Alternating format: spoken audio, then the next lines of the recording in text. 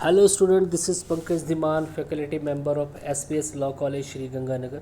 Today we are going to start next topic of the Constitution and legal history of India, that is the Regulating Act of 1773 का यहाँ पे हम regulating act यहाँ पे हम पढ़ेंगे। बहुत इंपॉर्टेंट, कई बार आपने हिस्ट्री में सुना भी होगा कि रेगुलेटिंग एक्ट जो है 1773 में पास हुआ था, और रेगुलेटिंग एक्ट के अंडर कुछ यहाँ पे बहुत सारे डिफेक्ट्स भी थे जिनको एक्ट ऑफ सेटलमेंट के थ्रू 1781 में रिमूव करने की कोशिश की। तो देखिए यहाँ पे 1773 का जो रेगुलेटिंग एक्ट था, ये ब्रिटिश पार्लियामेंट के थ्रू पास किया हुआ डायरेक्ट एक्ट था जो इंडिया पे अप्लाई हो रहा था। इससे पहले कंपनी चार्टर के थ्रू यहाँ पे काम कर रही थी। चार्टर के थ्रू उन्होंने यहाँ पे ट्रेड करने का राइट लिया हुआ था। चार्टर के थ्रू उन्होंने यहाँ पे जो है एडमिनिस्ट्रेशन ऑफ जस्टिस करने की कोशिश भी की। उन्होंने एडमिनिस्ट्रेटिव कोर्ट बनाई, आपने देखा। उसके अलावा चॉलेटरी कोर्ट उन्होंने बनाई, मेयर कोर्ट उन्होंने बनाई, गवर्निंग काउंसिल उन्होंने बनाई। काफ़ी ज़्यादा उन्होंने एक जुडिशरी सेटअप जो है यहाँ पे किया डिफरेंट प्रेसिडेंसीज ऑफ इंडिया में। उसके बाद आपने जो है 1723 का भी जो यहाँ पे आपने चार्टर देखा, जिसके थ्रू जो है सभी प्रेसिडेंसीज़ को यूनाइट कर दिया गया, एक यूनिफॉर्म लॉ लाने की यहाँ पे कोशिश हुई। लेकिन अब कंपनी का जो है टेरिटोरियल पोजेशन इतना ज़्यादा हो चुका था कि कहीं ना कहीं ब्रिटिश पार्लियामेंट ने बहुत ज़्यादा जो है यहाँ पे सीरियस नोट लेना स्टार्ट कर दिया, और कंपनी जो है कंपनी के कामकाज को यहाँ पे ब्रिटिश पार्लियामेंट ने अपने हाथ में लेने की कोशिश की। तो इसके लिए ब्रिटिश गवर्नमेंट ने क्या किया, सबसे पहले यहाँ पे 2 कमेटी अपॉइंट की, क्योंकि जब कंपनी यहाँ पे काम कर रही थी, उनका एडमिनिस्ट्रेशन ऑफ जस्टिस चल रहा था, या जितना भी एडमिनिस्ट्रेशन वहाँ पे चला रहा था उसमें करप्शन की कंप्लेंट काफ़ी थी।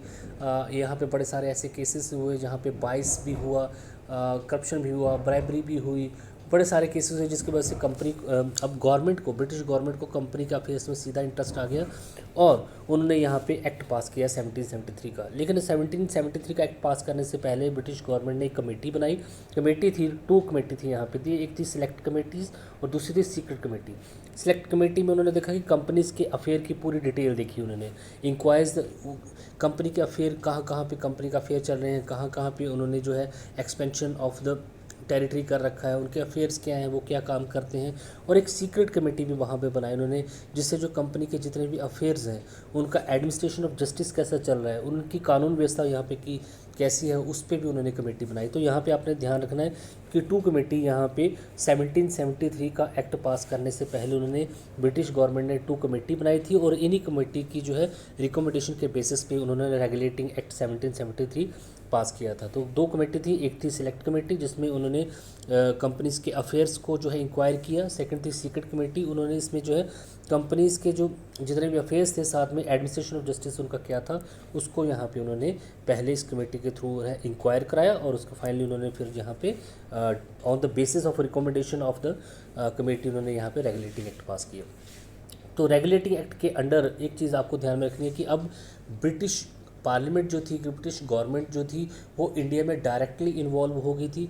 उन्होंने यहाँ पे एक्ट पास किया, और यहाँ पे जो है डायरेक्ट कंट्रोल जो है अब कंपनी पे उन्होंने कर लिया। और यहाँ पे उन्होंने जो एडमिनिस्ट्रेशन ऑफ जस्टिस होता है, जिसमें उसको भी उन्होंने इम्प्रूव करने की कोशिश की, साथ में उन्होंने लेजिस्लेशन, एग्जीक्यूटिव, और यहाँ पे जो हमारे पास जुडिशरी है, उनमें भी बड़ी सारी जो है बेसिक जो चीज़ें यहाँ पे उन्होंने की। तो सबसे पहले आप देखेंगे कि उन्होंने क्या क्या चीज़ें यहाँ पे की। तो उनका उन्होंने पहले एडमिनिस्ट्रेशन चेंजेस क्या की, यहाँ पे देख लेते हैं। तो reconstitution of director of the company, अब कंपनी के डायरेक्टर जो थे उनको उनकी अपॉइंटमेंट का तरीका उन्होंने यहाँ पे चेंज कर दिया।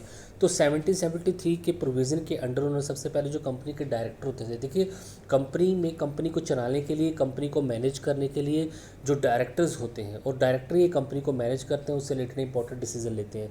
तो यहाँ पे गवर्नमेंट ने क्या किया, इस एक्ट के अंडर जितने भी कंपनी के जितने भी डायरेक्टर थे, उनकी अपॉइंटमेंट जो थी उसको अपने हाथ में लिया। तो देखिए यहाँ पे उन्होंने क्या चेंजेस की। तो मैनेजमेंट तो ईस्ट इंडिया कंपनी की जो मैनेजमेंट थी, वो इसमें 2 इंस्टीट्यूशन होते थे, एक तो कोर्ट ऑफ प्रॉपरेटर्स होता था, और सेकंड था कोर्ट ऑफ डायरेक्टर्स। तो यहाँ पे रेगुलेटिंग एक्ट के अंडर सेक्शन 1 to 6 के अंडर उन्होंने क्या किया, these were 24 members in the board of director, जो होता है डायरेक्टर का जो समूह होता है उसको बोर्ड ऑफ डायरेक्टर बोलते हैं। तो यहाँ पे 24 मेंबर होते थे। Now the term was determine, अब सबसे पहले तो इनका टेन्योर डिसाइड कर दिया कि जो डायरेक्टर होगा वो कितना टाइम तक जो है अपनी पोस्ट को होल्ड करेगा। तो यहाँ पे जो डायरेक्टर था वो 4 साल के लिए अपॉइंट होता था। बोर्ड हर एक डायरेक्टर की जो टेन्योर होता था उसका समय काल जो होता था वो 4 साल का होता था। And 1/4 of them were to be retired every year. उसमें से जो 1/4 जो थे रोटेशन के अकॉर्डिंग हर साल रिटायर हो जाते थे। तो एक डायरेक्टर का जो उन्होंने टेन्योर डिसाइड वहाँ पे कर दिया। पहले कंपनी ईस्ट इंडिया कंपनी के इंस्टीट्यूशन के अंडर उनका कोई डायरेक्टर का कोई टाइम पीरियड नहीं था, लेकिन 4 साल डिसाइड कर दिया और हर साल जो 1/4 रिटायर भी हो जाते थे। The main object of this arrangement was Titan up the control. इसका मेन ऑब्जेक्ट क्या था कि कंपनी के जो मेंबर हैं, जो डायरेक्टर हैं, बोर्ड ऑफ डायरेक्टर हैं, उन पे एक कंट्रोल रखना। It is required for the membership that the person concern was not a public servant. और सबसे इंपॉर्टेंट बात, जब भी डायरेक्टर को अपॉइंट किया जाता था वो किसी पब्लिक सर्विस से नहीं होना चाहिए, किसी मिलिट्री सर्विस से नहीं होना चाहिए। अगर वो उस मिलिट्री सर्विस में है तो उसको वहाँ से रिज़ाइन करना पड़ेगा, और अगर वो इन सर्विस में रहा भी है तो कम से कम रिटायर होकर वो इंग्लैंड में 2 साल वहाँ पे रहा हो। उनकी वोटिंग पावर, देखिए डायरेक्टर जो कंपनी के होते हैं, जब भी कंपनी का डिसीजन लेना होता है तो उनको बड़े सा वहाँ पे वोट करना पड़ता है। बोर्ड ऑफ डायरेक्टर को वोट के थ्रू ही कोई डिसीजन जो है लिया जाता है। तो उनकी वोटिंग पावर में भी यहाँ पे चेंज की गई। अब यहाँ पे वोट देने का राइट उसी को दिया गया जिसके पास 1000 पाउंड का जो स्टॉक है, शेयर है, उस कंपनी का स्टॉक है, तो वो वोट कर सकता था।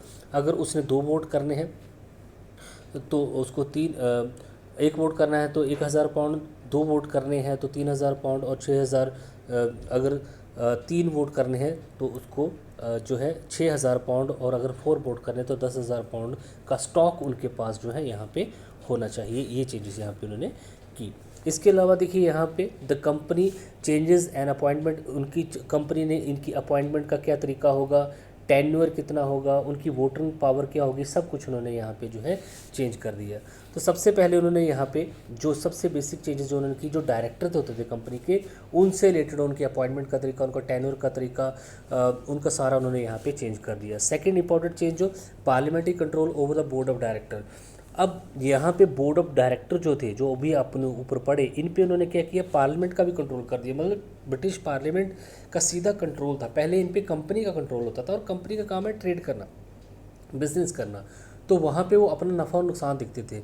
अब यहाँ पे इंग्लैंड का पार्लियामेंट जो है बोर्ड ऑफ डायरेक्टर के को सीधा कंट्रोल यहाँ पे करता था। An attempt was made to establish the control over the board of director by the regulating act. For the purpose it was now made obligatory to place the copies of the communications with the reference of the revenue and the letter received of the document before the।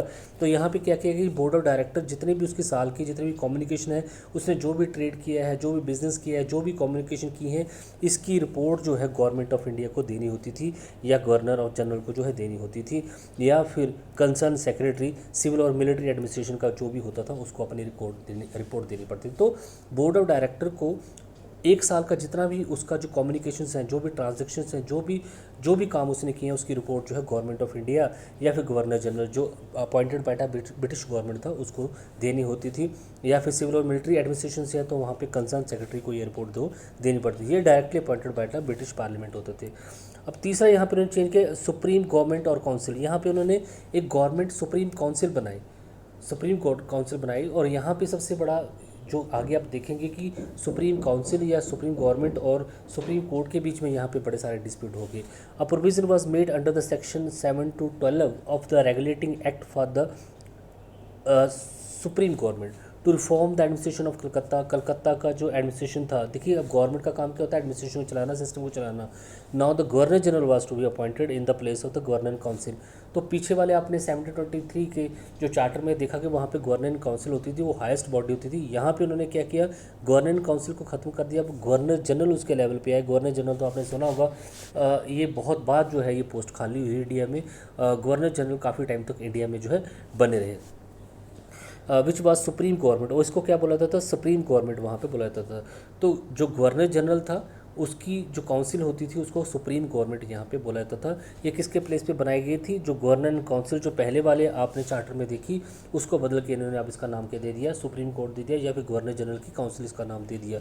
It was titled as the governor general and its council reference to India, it was called the supreme government. तो India के reference में इसको supreme government बोला जाता था, और England के contest में इसको जो है गवर्नर जनरल एंड काउंसिल जो है बोला जाता था। Assignment of the civil and military government of the presidency of Calcutta and management. तो इसका काम क्या था, जितने भी सिविल और मिलिट्री गवर्नमेंट तो जो थी प्रेसिडेंसी ऑफ कलकत्ता में उसको गवर्न करना, उनको देखना। इसके अलावा जितने भी दीवानी प्रोविंस थे जैसे बंगाल, बिहार, उड़ीसा, ये भी काफ़ी बड़े एरियाज थे जो अलग हो चुके थे। इन सभी से रिलेटेड भी जो डिसीजन जो थे ये गवर्नर जनरल ही करता था। It is also maintain here the supreme government was also called the supreme council, इसको सुप्रीम काउंसिल भी बोला जाता था। Tenure of it was 5 year, इसका जो है टेन्योर 5 साल का होता था। तो यहाँ पे जैसे इंडिया में गवर्नमेंट होती है जो सिस्टम को चलाती है, उसी तरह उस टाइम पे उन्होंने सुप्रीम गवर्नमेंट को बनाया और उसका हेड कौन होता था, वॉरेन हेस्टिंग होता था। ये कोई इलेक्शन के थ्रू नहीं आता था, इसकी अपॉइंटमेंट डायरेक्ट जो है ब्रिटिश गवर्नमेंट ही करती थी। तो वॉरेन हेस्टिंग आपको याद रखना है कि फर्स्ट सबसे पहला गवर्नर जनरल ऑफ इंडिया था, was appointed as the first governor general of India. And इसके साथ Richard Barwell, general Clavering, Philip Francis, colonel Monson were appointed as the 4 council. तो इसके 4 काउंसिल भी यहाँ पे थे। तो first governor general of India Warren Hasting बना और इसके अंडर में जो कलकत्ता का सारा शासन देखा जाता था। इसके अलावा जो बंगाल, बिहार और उड़ीसा का जो था सिस्टम था वो भी इसी के थ्रू जो देखा था। ये एडमिनिस्ट्रेशन देखता था इस सभी प्रेसिडेंसीज का। अब यहाँ पे नेक्स्ट चेंजेस जो थी वो है establishment of the supreme court of judicature. तो सुप्रीम गवर्नमेंट तो उन्होंने बना दी जो कि सारा इंडिया का एडमिनिस्ट्रेशन देखेगी, चलाएगी सिस्टम को। इसके अलावा उन्होंने यहाँ पे जो है सुप्रीम कोर्ट की अपॉइंटमेंट भी की। तो इससे पहले जो गवर्नर काउंसिल होती थी जो कि हाईएस्ट जुडिशल बॉडी भी थी, तो वो एडमिनिस्ट्रेटिव बॉडी तो थी, साथ में जो है लेजिस्लेटिव बॉडी तो थी। आपने पढ़ा गवर्नर काउंसिल क्या थी, एक लेजिस्लेटिव बॉडी थी, रूल एंड रेगुलेशन भी बनाती थी और साथ में वो अपील भी लेती थी मेयर कोर्ट की। अब यहाँ पे उन्होंने क्या किया, एक सुप्रीम कोर्ट बनाई और सुप्रीम कोर्ट को जो है सारी पावर्स वहाँ पे दे दी। गवर्नर काउंसिल को यहाँ पे उन्होंने हटा दिया। तो prior to the regulating act यहाँ पे देखिए, there were a mayor court, the appeal against the decision could be filed in the presidency and council of Calcutta and king council. तो मेयर कोर्ट के डिसीजन की अपील काउंसिल ऑफ कलकत्ता जो कि जिसको governor council बोलते थे वहाँ पे की जाती थी। और अगर 1000 पैगोडा से ऊपर का मामला तो किंग काउंसिल, प्राइवेट काउंसिल में भी अपील की जाती थी। There was no control mayor court over the executive. यहाँ पे उन्होंने मेयर कोर्ट का एग्जीक्यूटिव कंट्रोल जो है बिल्कुल ख़त्म करने की कोशिश की। तो अब गवर्नर काउंसिल क्योंकि वो लॉ भी बनाती थी, वहाँ पे अपॉइंटमेंट भी करती थी मेयर के जजेस की, अब यहाँ पे वो ख़त्म किया। For this reason the supreme court of judicature was establish under this act. तो इसी पर्पज़ से अब उसको सुप्रीम कोर्ट को अलग करने के लिए, ताकि जो काउंसिल है जो कि गवर्नर जनरल की जगह, गवर्नर काउंसिल की जगह पे अब जो काउंसिल सुप्रीम काउंसिल बन गई है वो किसी भी तरीके का इंटरफेरेंस जो है सुप्रीम कोर्ट में ना करे।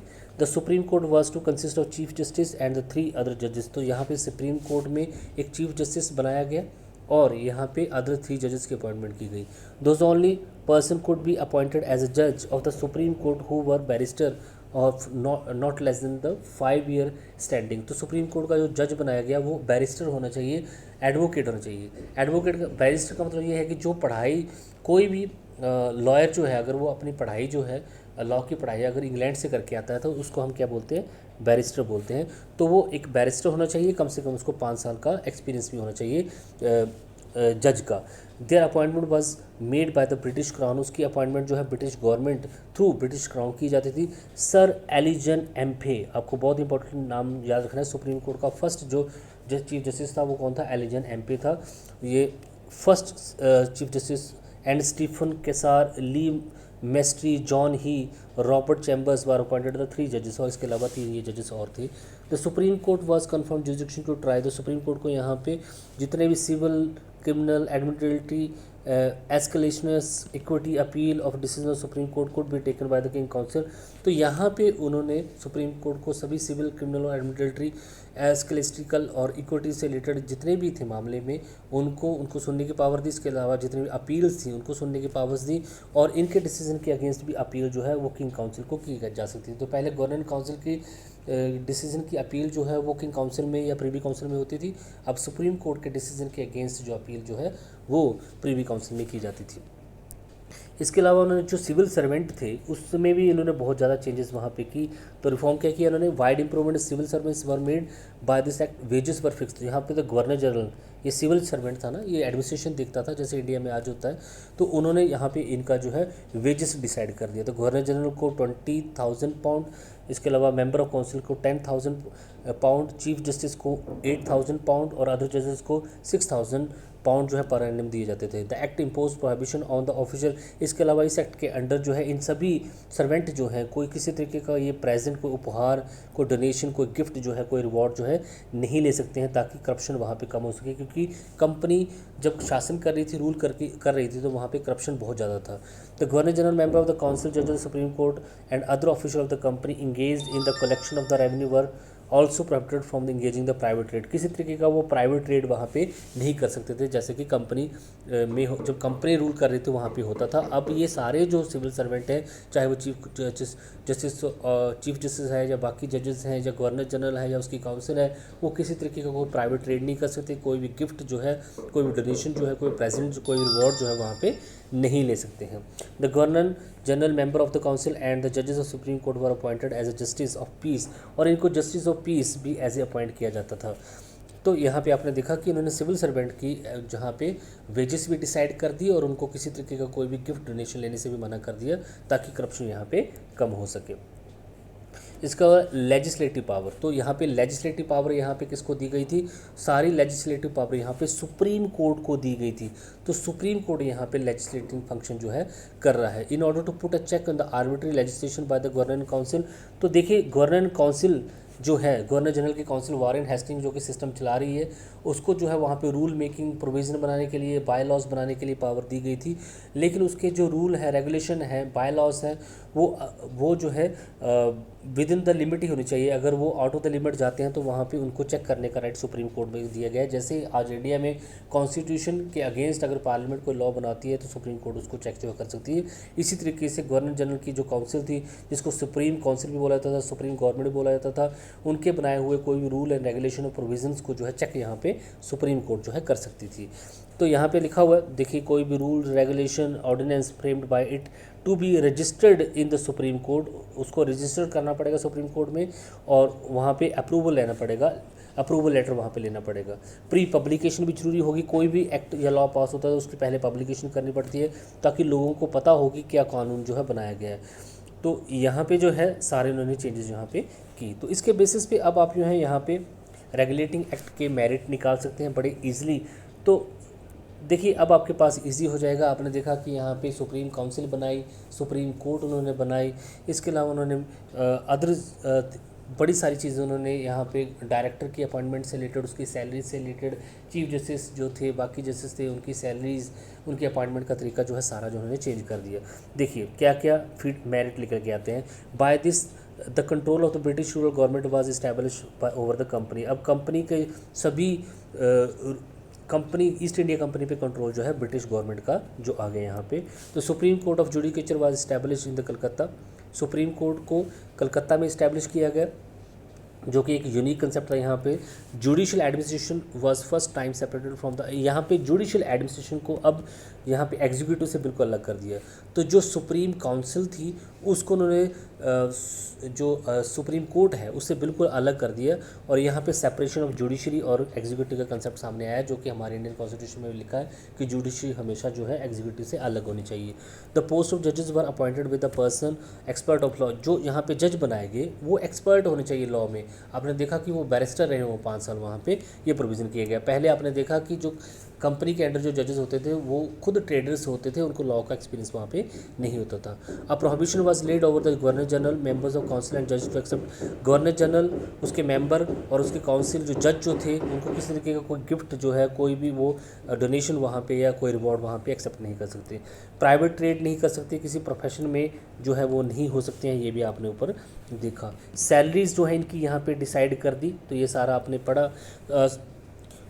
और इसके अलावा सुप्रीम कोर्ट जो है रिट भी इशू कर सकता है। तो आपने पार्लियामेंट कॉन्स्टिट्यूशन मीडिया पढ़ा, वहाँ पे जो रिट थी, जैसे हैबिस कॉर्पस थी, मैंडामस थी, प्रोहिबिशन थी, सर्कुलर थी, उस टाइम की जो रिट, अब सुप्रीम कोर्ट के पास ये पावर थी कि वो कोई भी ऑर्डर जो है थ्रू रिट वहाँ पे दे सकता था। तो ये सारे provision on the basis of जो भी आपने ऊपर पढ़ा उसके बेसिस पे आप फीचर जो है सारे निकाल सकते हैं। अब यहाँ पे आ जाता है कि क्या क्या यहाँ पे जो है डिफेक्ट्स थे। तो बंगाल, बिहार और उड़ीसा वर under the sovereignty of the Mughal emperor. ये जो बंगाल, बिहार और उड़ीसा थे, ये स्टिल जो है मुगल एम्परर के अंडर थे, उनकी सॉवरेनिटी के अंदर आते थे। तो इन पे कौन सा एक्ट अप्लाई होगा और कौन से लॉ अप्लाई होंगे, ये यहाँ पे क्लियर नहीं था। The expression of British subject और सब्जेक्ट ऑफ हिज मजेस्टी ये भी क्लियर नहीं थे।